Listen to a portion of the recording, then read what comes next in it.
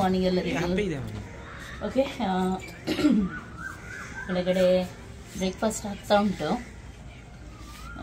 ನಾವು ಬಟ್ಟೆ ನಿನ್ನೆ ಸ್ವಲ್ಪ ಡ್ರೈ ಇರಲಿಲ್ಲ, ಅದನ್ನು ಒಣಗಿಸ್ತಾ ಇದ್ವಿ. ಆಮೇಲೆ ಇವತ್ತು ಬ್ರೆಡ್ ಆಮ್ಲೆಟ್ ಮಾಡ್ತಾ ಇರಬೇಕು. ಕೆಳಗಡೆ ಹೋಗ್ಬೇಕು ಇವಾಗ, ಏನಂತ ನೋಡಬೇಕು. ಇವತ್ತು ಫುಲ್ ಡೇ ನಾನು ನಿಮ್ಮ ಜೊತೆ ಇದ್ದೀನಿ, ಏನೆಲ್ಲ ಆಗುತ್ತೆ ಅದನ್ನು ಶೇರ್ ಮಾಡ್ತೀನಿ.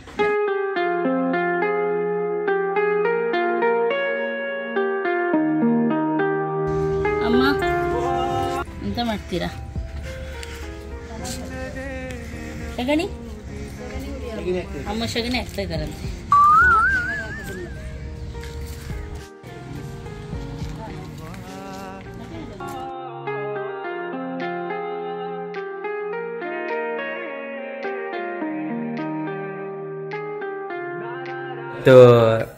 ಬೆಳಿಗ್ಗೆ ಅಕ್ಕ ಆಮ್ಲೆಟ್ ಮಾಡ್ತಿದ್ದಾರೆ ಎಲ್ಲರಿಗೂ ಬ್ರೇಕ್ಫಾಸ್ಟಿಗೆ.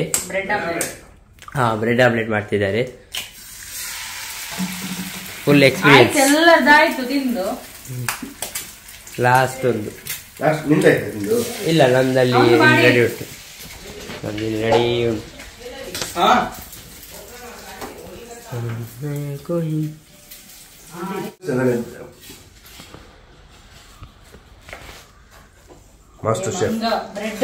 Master chef Fakhruddin.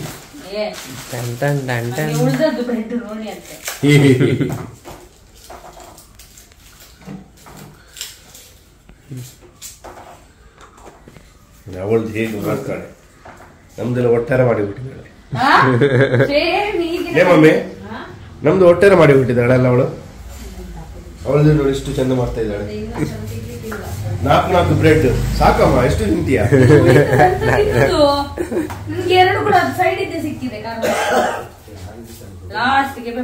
ಕರ್ಮ ನಿನ್ನ ಕುರುಮ.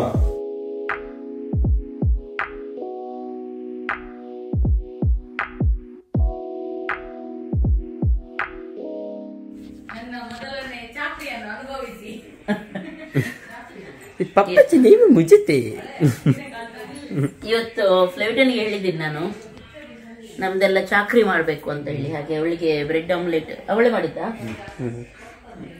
ಬೆಳಿಗ್ಗೆಯಿಂದ ಅವಳಿಗೆ ಕೆಲಸ ಕೊಟ್ಟಿದ್ದೀವಿ. ಇವತ್ತು ಗೌರ್ಮೆಂಟ್ ರಜೆ ಅಲ್ಲ, ಹಾಗೆ ಅವಳಿಗೆ ಕೆಲಸ, ನಮಗೆಲ್ಲ ಗೌರ್ಮೆಂಟ್ ರಜೆ. ಬ್ರೆಡ್ ಆಮ್ಲೆಟ್ ಇವಾಗ ತಿಂತಾ ಇರೋದು. ಸುಮಾರು ಟೈಮ್ ಆಯ್ತು ಬ್ರೆಡ್ ಆಮ್ಲೆಟ್ ಮಾಡಿದ್ವಿ ನಾವು. ಓಕೆ, ಅವರು ಕೆಲಸದವರು ಕೆಲಸಂಜಿ ಬರ್ತಾ ಇಲ್ಲ, ಸ್ವಲ್ಪ ಹುಷಾರಿಲ್ಲ ಅವರಿಗೆ. ಹಾಗೆ ನಾವೇ ಎಲ್ಲ ಮಾಡೋದು ಇವಾಗ.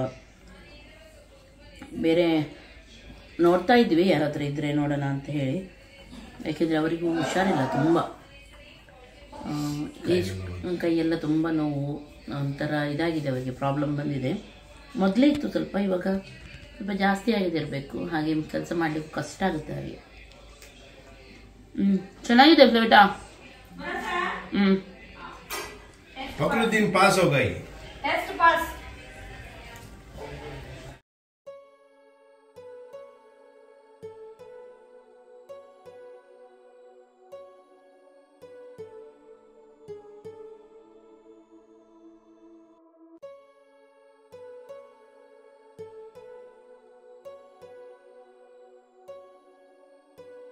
ಏನು ಗೊತ್ತುಂಟಾ, ಮೊನ್ನೆಯಿಂದ ಸ್ವಲ್ಪ ಕೋಲ್ಡು ಅದು ಇದೆಲ್ಲ ಆಗಿ ಸ್ವಲ್ಪ ಟ್ಯಾಬ್ಲೆಟ್ಸ್ ಎಲ್ಲ ಜಾಸ್ತಿ ತಗೊಳ್ತಾ ಇದ್ದೆ. ಅದರಿಂದಾಗಿ ಹೀಟಿಗೆ ಇರಬೇಕು, ಗೊತ್ತಿಲ್ಲ ಏನಂತ ಹೇಳಿ. ಸಣ್ಣ ಸಣ್ಣ ಮುಖದಲ್ಲೆಲ್ಲ ಪಿಂಪಲ್ಸ್ ಬಿದ್ದಿದೆ. ಏನು ಹಾಕಿದ್ರೂ ಹೋಗ್ತಾ ಇಲ್ಲ. ಹಾಗೂ ಮತ್ತೆ ಅದರ ಕಲೆ ಕೂಡ ಹಾಗೆಯೇ ಉಳಿಯುತ್ತೆ.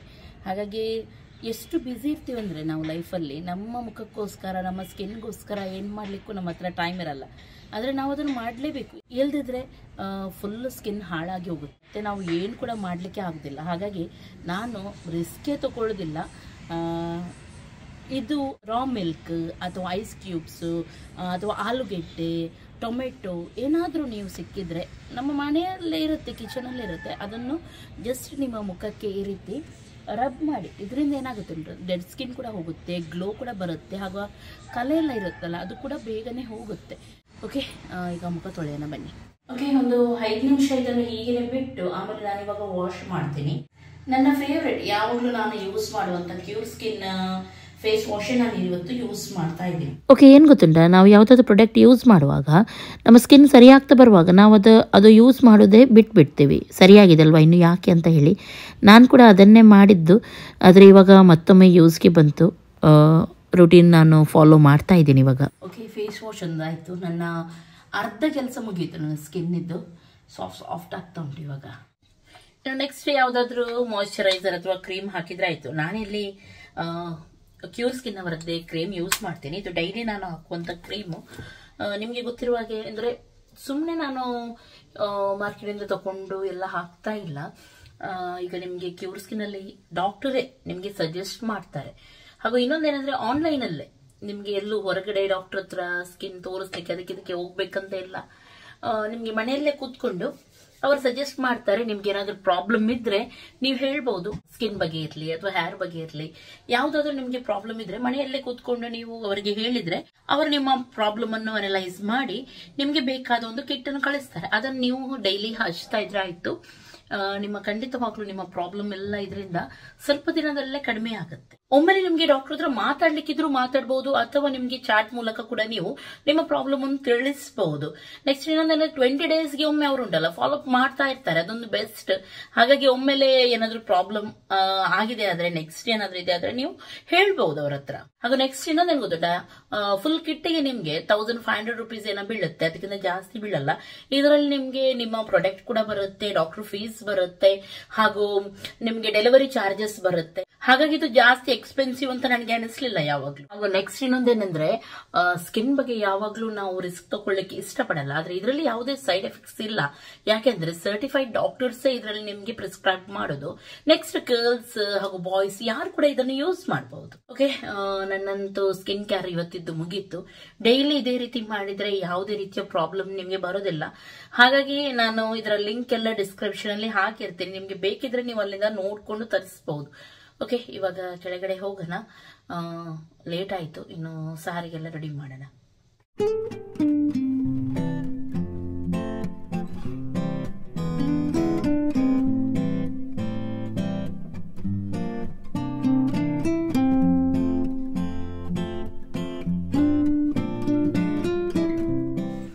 ಓಕೆ, ಇವಾಗ ಅಡುಗೆ ಸ್ಟಾರ್ಟ್. ಮಧ್ಯಾಹ್ನಕ್ಕೆ ಇವತ್ತು ಅದೇ ಇವಾಗ ಮಟನ್ ಬೇಯಿಸ್ಲಿಕ್ಕೆ ಇಟ್ಟಿದ್ದೀನಿ. ಮಟನ್ ಹಾಗೂ ಕುಂಬಳಕಾಯಿ ಹಾಕಿ ಪೊಳು ಅಂತ ಹೇಳ್ತೀವಿ ನಾವು. ಕ್ರಿಶ್ಚಿಯನ್ ಅಲ್ಲಿ ವೆಡ್ಡಿಂಗ್ ಟೈಮಲ್ಲಿ ರೋಸ್ ಅಂತ ಇರುತ್ತೆ, ಆವಾಗ ಇದನ್ನು ಮಾಡ್ತಾರೆ ಹೆಚ್ಚಾಗಿ. ಟ್ರೆಡಿಷನಲ್ ರೆಸಿಪಿ ಇದು, ಆದರೆ ತುಂಬ ಟೇಸ್ಟ್ ಆಗುತ್ತೆ. ನೀವು ಕೂಡ ಟ್ರೈ ಮಾಡಿ, ಚೆನ್ನಾಗಾಗುತ್ತೆ. ಸ್ವಲ್ಪ ಮಟನ್ ಇದ್ರೂ ಸಾಕು. ಓಕೆ, ಇದಕ್ಕೆ 1 ಕಪ್ ತೆಂಗಿನಕಾಯಿ ಹಾಗೂ ದೊಡ್ಡ 1.5 ನೀರುಳ್ಳಿ ಹಾಕಿದ್ದೀನಿ. ಇದನ್ನು ಫ್ರೈ ಮಾಡಿ ಸಪ್ರೇಟ್ ಆಗಿ ತಗೊಂಡಿದ್ದೀನಿ. ಯಾಕೆಂದ್ರೆ ಅಮ್ಮ ಅಲ್ಲಿ ದೊಡ್ಡ ಬಾಣದಲ್ಲಿ ಫ್ರೈ ಮಾಡ್ತಾ ಇದ್ರು. ಹಾಗೆ ಅವರ ಹತ್ರನೇ ಹೇಳಿದ್ರು ಫ್ರೈ ಮಾಡಿ ಕೊಡಿ ಬೇಗ ಅಂತ ಹೇಳಿ, ಅಲ್ಲಿ ಬೇಗ ಆಗುತ್ತೆ ಅಲ್ವಾ. ಹಾಗಾಗಿ ಅಮ್ಮ ಅವರದ್ದು ಯಾವ್ದು ಮಾಡ್ತಾ ಇದ್ರಮ್ಮ? ಯಾವ್ದು? ಬಾಳಂತಿ ಮದ್ದುನಾ? ದೊಡ್ಡ ಮದ್ದು. ಬಾಳಂತಿದು ದೊಡ್ಡ ಮದ್ದು ಮಾಡ್ತಾ ಇದ್ದಾರಂತೆ ಅಮ್ಮ. ಹಾಗೆ ಅವ್ರ ಹತ್ರ ಹೇಳಿದ್ದು ಸ್ವಲ್ಪ ತೆಂಗಿನಕಾಯಿ ಫ್ರೈ ಮಾಡಿ ಕೊಡಿ ಅಂತ ಹೇಳಿ. ಇನ್ನು ಕ್ರಿಸ್ಮಸ್ಗೆ ನಾವು ಕ್ರಿಬ್ ಮಾಡಿದ್ವಿ ನೋಡಿ, ಆ 3 ಜನ ಮೇಸ್ತ್ರಿಗಳು ಕ್ರಿಬ್ ಮಾಡ್ತಾ ಇದ್ದಾರೆ.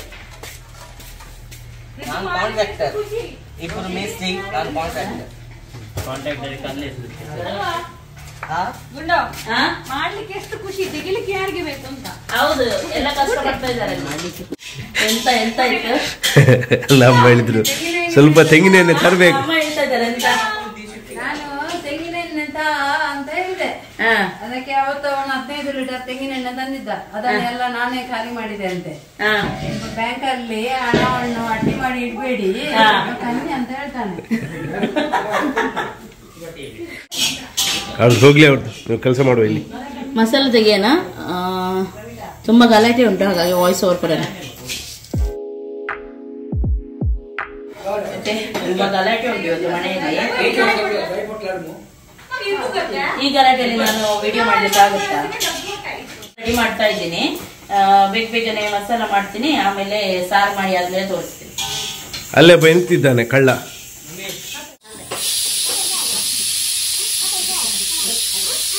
ಕಿರಿಕಿರಿ. ಓಕೆ, ಇವಾಗ ಮಸಾಲ ರೆಡಿ ಮಾಡ್ತಾ ಇದ್ದೀನಿ. 1.5 ಟೇಬಲ್ ಸ್ಪೂನ್ ಅಷ್ಟು ಕೊತ್ತಂಬರಿ ಕಾಳು, ಜೀರಿಗೆ ಅರ್ಧ ಟೇಬಲ್ ಸ್ಪೂನ್ ಅಷ್ಟು, ಹಾಗೂ ಸ್ವಲ್ಪ ಗರಂ ಮಸಾಲ. ಆಮೇಲೆ ಇದು ಉಂಟಲ್ಲ ಎಂತಹ ಕುಂಬಳಕಾಯಿ, ಅದಕ್ಕೆ ಉಪ್ಪು ಹಾಗೂ ಸ್ವಲ್ಪ ಅರಿಶಿನ ಹಾಕಿ ಬೇಯಲಿಕ್ಕೆ ಇಟ್ಟಿದ್ದೀನಿ. ಅದು ಸ್ವಲ್ಪ ಬೇಯಬೇಕು. ಇನ್ನೊಂದು ಸೈಡ್ ಮಸಾಲ ರೆಡಿ ಮಾಡ್ತಾ ಇದ್ದೀನಿ, ಅದನ್ನು ಕೂಡ ನಾನು ನಿಮ್ಮ ಜೊತೆ ಶೇರ್ ಮಾಡ್ತಾ ಇದ್ದೀನಿ. ಇದಕ್ಕೆ 1 ಟೇಬಲ್ ಸ್ಪೂನ್ ಅಷ್ಟು ಅಕ್ಕಿ ಉಂಟಲ್ಲ, ವೈಟ್ ರೈಸ್, ಅದನ್ನು ಕೂಡ ಫ್ರೈ ಮಾಡಿ ಹಾಕಿದ್ದೀನಿ. ಸ್ವಲ್ಪ ಹುಳಿ ಹಾಗೂ ಸ್ವಲ್ಪ ಮೆಣಸು, ಜಾಸ್ತಿ ಹಾಕಲಿಕ್ಕಿಲ್ಲ ನೋಡಿ, ಸ್ವಲ್ಪ ಮೆಣಸು ಹಾಕಲಿಕ್ಕೆ. ಆಮೇಲೆ ಆವಾಗ ತೆಂಗಿನಕಾಯಿ ಹಾಗೂ ನೀರುಳ್ಳಿ ಫ್ರೈ ಮಾಡಿದ್ವಿ ನೋಡಿ, ಅದನ್ನು ಒಟ್ಟಿಗೆ ಹಾಕಿ ಇವಾಗ ಮಸಾಲ ಗ್ರೈಂಡ್ ಮಾಡೋಣ.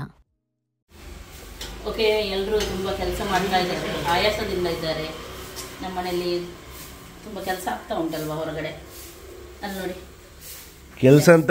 ಕೆಲಸ ಒಬ್ಬಳೇ ಮಾಡ್ತಾ ಇದ್ದಾಳೆ.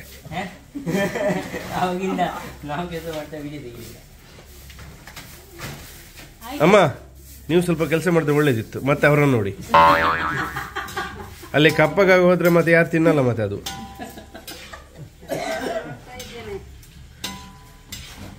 ಎಂತ ಮಾಡ್ತಿದ್ದೀರಮ್ಮ? ಬಾದಾಮಿ ಫ್ರೈ ಮಾಡ್ತಾ ಇದ್ದೇನೆ. ಬಾಳಂತಿಗೆ ನಿಂಗೆ ಬಾಳಂತಿಗೆ ಕೊಡ್ಲಿಕ್ಕೆ.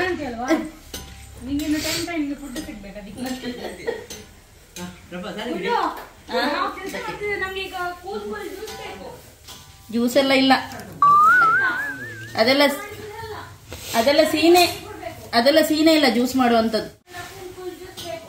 ಜ್ಯೂಸ್ ಎಲ್ಲ ಇಲ್ಲ, ಕುರ್ಸೋದಿಲ್ಲ ನನಗಿಲ್ಲಿ ಜ್ಯೂಸ್ ಮಾಡಲಿಕ್ಕೆ. ನಾನು ಹಾಗೆ ನೋಡುದು, ನಾನು ಕೆಲಸದವ್ರಿಗೆ ಏನು ಕೊಡಲ್ಲ, ಜೋರು ನಾನು.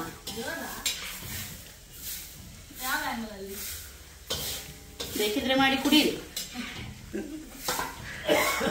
ಕೈಯಲ್ಲಿ ತಟ್ಟೆ ಉಂಟಲ್ಲ, ಕುಡಿ. ಕೈಯಲ್ಲಿ ತಟ್ಟೆ ಉಂಟಲ್ಲ, ಕುಡಿ ನೀರು. ಅದೇ ಗತಿ ಆಗ್ತಾ ಈಗ. ಇಲ್ಲಿ ನಾನು ಸಕ್ಕರೆ ಹುಡಿ ಮಾಡಿ ಅದಕ್ಕೆ ಸೇರಿಸ್ತಾ ಇದ್ದೀನಿ, ಇದರಿಂದ ಬೇಗನೆ ಕರಗುತ್ತೆ ಇದು. ಹಾಗೂ ನೆಕ್ಸ್ಟ್ ಲಿಂಬೆ ರಸ ಹಾಕಿ ಆಯಿತು, ಹಾಗೂ ಜಲ್ಜೀರಾ ಪೌಡ್ರಲ್ಲಿ ಜೀರಾ, ಇಂಗ್ ಅಂತೆಲ್ಲ ಇರೋದ್ರಿಂದ ತುಂಬ ಒಳ್ಳೆಯದು. ಹಾಗೆ ನಾನು ಅದನ್ನೇ ಹಾಕ್ತಾ ಇದ್ದೀನಿ. ಹಾಗೂ ನಮ್ಮ ಮನೆಯಲ್ಲಿ ಎಲ್ಲರಿಗೂ ಇಷ್ಟ ಆಗೋ ಪಿಂಕ್ ಸಾಲ್ಟನ್ನು ಯೂಸ್ ಮಾಡಿದ್ದೀನಿ, ಚೆನ್ನಾಗಾಗುತ್ತೆ. ಓಕೆ, ಇವಾಗ ಇದನ್ನು ಸೋಸಿ ಕುಡಿದರೆ ಆಯಿತು, ತುಂಬ ಟೇಸ್ಟಿಯಾಗಿರುತ್ತೆ.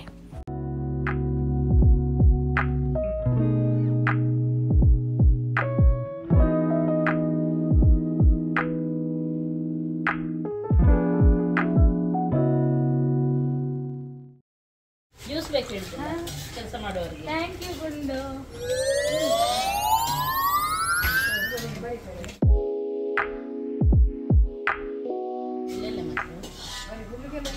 ಮಮ್ಮಿ ಪಜಾ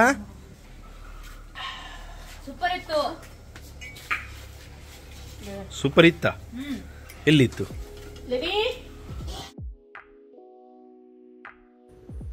ಕುಂಬಳಕಾಯಿ ಬೆಂದಿದೆ, ಅದಕ್ಕೆ ನಾನು ಏನು ಮಾಡಿದ್ದೆ ಗೊತ್ತುಂಟಾ, ತೆಂಗಿನ ಹಾಲು ತೆಗಿತೀವಲ್ವ, ಅದರದ್ದು ತೆಳು ಹಾಲು ಬರುತ್ತಲ್ಲ, ಅದನ್ನು ಹಾಕಿದ್ದೆ. ಇವಾಗ ಮಟನ್ ಬೆಂದಿದೆ, ಅದನ್ನು ಕೂಡ ಆ್ಯಡ್ ಮಾಡ್ತಾ ಇದ್ದೀನಿ. ಹಾಗೂ ಗ್ರೈಂಡ್ ಮಾಡಿದ ಮಸಾಲ ಕೂಡ ಹಾಕ್ತೀನಿ. ಮಸಾಲ ಹಾಕಿ ಚೆನ್ನಾಗಿ ಮಿಕ್ಸ್ ಮಾಡಿ ಉಪ್ಪು ಎಲ್ಲ ನೋಡಿ ಬೇಕಿದ್ರೆ ಸೇರಿಸೋಣ. ಆಮೇಲೆ ಇದಕ್ಕೇನು ಮಾಡಬೇಕು, ತೆಂಗಿನ ಹಾಲು ಹಾಕಬೇಕು. ತೆಂಗಿನ ಹಾಲು ನೋಡಿ 1 ಲೋಟ ಫುಲ್ಲು ದಪ್ಪ ಹಾಲು ನಾನಿಲ್ಲಿ ಸೇರಿಸಿದ್ದೀನಿ, ತುಂಬ ಟೇಸ್ಟಿಯಾಗಿ ಬರುತ್ತೆ. ಓಕೆ, ಚೆನ್ನಾಗಿ ಇದನ್ನು ಮಿಕ್ಸ್ ಮಾಡೋಣ. ಇವಾಗ ಒಳ್ಳೆ ರೀತಿ ಕುದಿ ಬರಲಿ. ಇದು ಚೆನ್ನಾಗಿ ಕುದಿ ಬಂದಮೇಲೆ ತುಪ್ಪದಲ್ಲಿ 1 ನೀರುಳ್ಳಿಯನ್ನು ಚೆನ್ನಾಗಿ ಫ್ರೈ ಮಾಡಬೇಕು, ಗೋಲ್ಡನ್ ಬ್ರೌನ್ ಬರೋವರೆಗೂ ಫ್ರೈ ಮಾಡಿ ಆಮೇಲೆ ಮೇಲ್ಗಡೆಯಿಂದ ಹಾಕಿ ಆಮೇಲೆ ಮುಚ್ಚಿ ರೆಡಿ ಆಯಿತು ಘಮ ಘಮ ಸಾರು.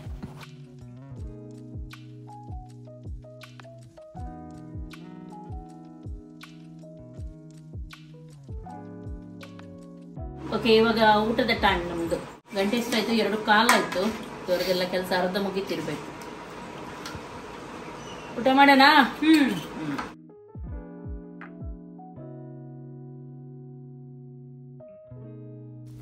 ಓಕೆ, ಮಕ್ಕಳದು ಹೊರಗಡೆ ಕ್ಲೀನಿಂಗ್ ಎಲ್ಲ ಆಯಿತು ನೋಡಿ, ನೀರು ಹಾಕಿ ಚೆನ್ನಾಗಿ ಕ್ಲೀನ್ ಮಾಡ್ತಾ ಇದ್ದಾರೆ.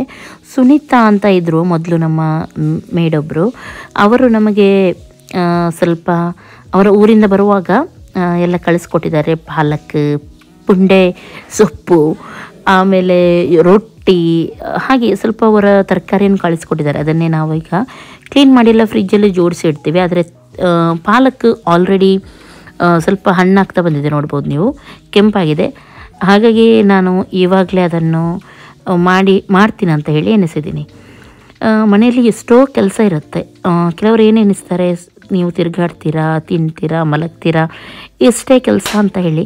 ನನಗನ್ಸುತ್ತೆ ಬಾಕಿ ಕೆಲಸ ಮಾಡಲಿಕ್ಕೆ ಅವರೇ ಬರ್ತಾ ಇರಬೇಕು ನಮ್ಮ ಮನೆಗೆ. ಮನೆಯಲ್ಲಿ ಮಾಡುವ ಎಲ್ಲ ಕೆಲಸ ನಮಗೆ ತೋರಿಸ್ಲಿಕ್ಕೆ ಆಗಲ್ಲ. ಅದು ನನಗೆ ಅಭ್ಯಾಸ ಕೂಡ ಇಲ್ಲ. ಮುಖದಲ್ಲಿ ಅಯ್ಯೋ ಇಷ್ಟು ಕೆಲಸ ಆಯಿತು, ಸುಸ್ತಾಯಿತು, ಅಯ್ಯಪ್ಪ ಅಂತ ಹೇಳುವಷ್ಟು ಯಾವತ್ತೂ ನಾನು ಆ ರೀತಿ ಮಾಡಲಿಲ್ಲ. ಹಾಗಾಗಿ ನೀವು ಕೂಡ ನೋಡಿದ್ದೀರಾ, ನಾನು ಫಾಲೋ ಮಾಡೋರಿಗೆ ಎಲ್ರಿಗೂ ಗೊತ್ತುಂಟು, ಎಷ್ಟೇ ಕೆಲಸ ಇದ್ದರೂ ನಾನು ಮಾಡ್ತೀನಿ. ನಾವು ಮಾಡಿದೆ ಮತ್ತೆ ಯಾರು ಮಾಡ್ತಾರೆ ಮನೆ ಕೆಲಸ ಅಲ್ವಾ? ಮನೆ ಕೆಲಸ ನಮಗೇನು ಭಾರ ಆಗಲ್ಲ. ಆದರೂ ಕೆಲವರು ಹೇಳೋದುಂಟು. ಇಲ್ಲಿ ನಾನು ಒಂದು ಬೆಸ್ಟ್ ರೆಸಿಪಿ ಮಾಡಿದ್ದೆ ವೆಜ್ಜಲ್ಲಿ. ಖಂಡಿತವಾಗ್ಲೂ ನೀವು ಅದನ್ನು ಟ್ರೈ ಮಾಡಿ. ಈ ರೆಸಿಪಿಯನ್ನು ನಾನು ನನ್ನ ರೆಸಿಪಿ ಚಾನಲಲ್ಲಿ ಮೊನ್ನೆ ಹಾಕಿದ್ದೀನಿ. ರಾಜ್ಮಾ, ಬೇಳೆ ಹಾಗೂ ಪಾಲಕ್ ಹಾಗೂ ಮಶ್ರೂಮ್ ಹಾಕಿ ಅದನ್ನು ನೀವೆಲ್ಲರೂ ಟ್ರೈ ಮಾಡಲೇಬೇಕು.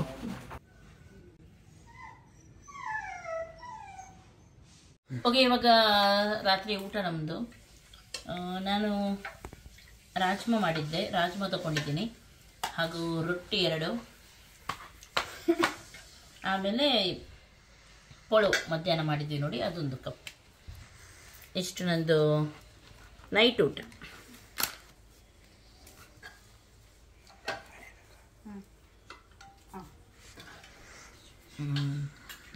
ಚೆನ್ನಾಗಾಗುತ್ತೆ ರಾಜ್ಮಾ. ಓಕೆ, ನೀವು ಕೂಡ ಇದೇ ರೀತಿ ಸಾರೊಮ್ಮೆ ಮಾಡಿ ನೋಡಿ.